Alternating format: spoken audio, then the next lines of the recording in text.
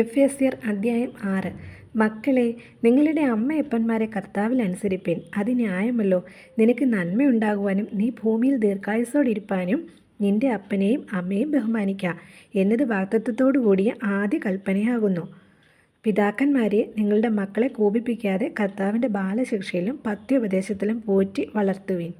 ദാസന്മാരെ, ജഡപ്രകാരം യജമാനന്മാരായവരെ ക്രിസ്തുവിനെ പോലെ തന്നെ ഹൃദയത്തിൻ്റെ ഏകാഗ്രതയിൽ ഭയത്തോടും വിറയലോടും കൂടെ അനുസരിപ്പിൻ.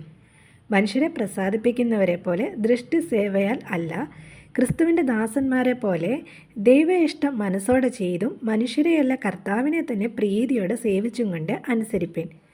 ദാസനോ സ്വതന്ത്രനോ ഓരോരുത്തൻ ചെയ്യുന്ന നന്മയ്ക്ക് കർത്താവിൽ നിന്ന് പ്രതിഫലം പ്രാപിക്കും എന്ന് നിങ്ങൾ അറിയുന്നുവല്ലോ. യജമാനന്മാരെ, അവരുടെയും നിങ്ങളുടെയും യജമാനൻ സ്വർഗത്തിലുണ്ടെന്നും അവൻ്റെ പക്കൽ മുഖപക്ഷമില്ലെന്നും അറിഞ്ഞുകൊണ്ട് അങ്ങനെ തന്നെ അവരോട് പെരുമാറുകയും ഭീഷണി വാക്ക് ഒഴിക്കുകയും ചെയ്യുവിൻ. ഒടുവിൽ കർത്താവിലും അവൻ്റെ അമിത ബലത്തിലും ശക്തിപ്പെടുവിൻ. പിശാചിൻ്റെ തന്ത്രങ്ങളോട് എതിർത്ത് നിൽപ്പാൻ കഴിയേണ്ടതിന് ദൈവത്തിൻ്റെ സർവായുധവർഗം ധരിച്ചു കൊള്ളുവിൻ. നമുക്ക് പോരാട്ടമുള്ളത് ജഡരക്തങ്ങളോടല്ല, വാഴ്ചകളോടും അധികാരങ്ങളോടും ഈ അന്ധകാരത്തിൻ്റെ ലോകാധിപതികളോടും സ്വർലോകങ്ങളിലെ ദുഷ്ടാത്മസേനയോടും അത്രേ. അതുകൊണ്ട് നിങ്ങൾ ദുർദിവസത്തിൽ എതിർപ്പാനും സകലവും സമാപിച്ചിട്ട് ഉറച്ചു നിൽപ്പാനും കഴിയേണ്ടതിന് ദൈവത്തിൻ്റെ സർവായുധവർഗം എടുത്തുകൊള്ളുവിൻ. നിങ്ങളുടെ അരയ്ക്ക് സത്യം കെട്ടിയും നീതി എന്ന കവചം ധരിച്ചും സമാധാന സുവിശേഷത്തിനായുള്ള ഒരുക്കം കാലിന് ചെരുപ്പാക്കിയും എല്ലാറ്റിനും മീതെ ദുഷ്ടൻ്റെ തീമ്പുകളൊക്കെയും കെടുക്കുവാൻ തക്കതായ വിശ്വാസം എന്ന പരിചയം എടുത്തും കൊണ്ട് നിൽപ്പിൻ. രക്ഷ എന്ന ശിരസ്ത്രവും ദൈവവചനമെന്ന ആത്മാവിൻ്റെ വാളും കൈക്കൊള്ളുവിൻ.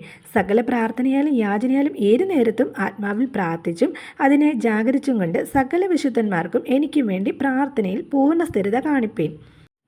ഞാൻ ചങ്ങല ധരിച്ച് സ്ഥാനാധിപതിയായി സേവിക്കുന്ന സുവിശേഷത്തിൻ്റെ മർമ്മം പ്രാഗൽഭ്യത്തോടെ അറിയിപ്പാൻ എൻ്റെ വായ് തുറക്കുമ്പോൾ എനിക്ക് വചനം നൽകപ്പെടേണ്ടതിനും ഞാൻ സംസാരിക്കേണ്ടും വണ്ണം അതിൽ പ്രാഗൽഭ്യത്തോടെ സംസാരിക്കേണ്ടതിനും പ്രാർത്ഥിപ്പിൻ. ഞാൻ എങ്ങനെയിരിക്കുന്നു എന്ന് എൻ്റെ അവസ്ഥ നിങ്ങളും അറിയേണ്ടതിന് പ്രിയ സഹോദരനും കർത്താവിൽ വിശ്വസ്ത ശുശ്രൂഷകനുമായ തിഹിക്കോസ് നിങ്ങളോട് സകലവും അറിയിക്കും. നിങ്ങൾ ഞങ്ങളുടെ വസ്തുത അറിവാനും അവൻ നിങ്ങളുടെ ഹൃദയങ്ങളെ ആശ്വസിപ്പിപ്പാനുമായി ഞാൻ അവനെ നിങ്ങളുടെ അടുക്കലേക്ക് അയച്ചിരിക്കുന്നു.